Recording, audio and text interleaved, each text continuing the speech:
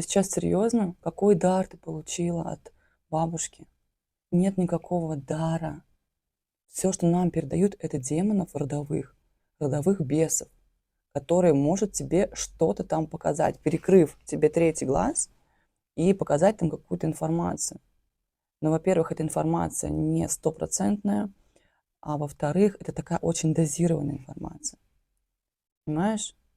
И вообще все темные вот эти вот эгрегоры, это аксесс-бар, бабки-целительницы, это все тарожницы, это все темные эгрегоры. Есть мастера, которые четко понимают, что они обслуживают темный эгрегор и тебя подключают к нему же, потом ты будешь туда энергию отдавать. А есть мастера, которые не осознают, но при этом работают на темные эгрегоры. Поэтому нужно выйти из эгрегора магии, потому что очень большой слив энергии туда уходит, понимаешь? Никакого дара нет.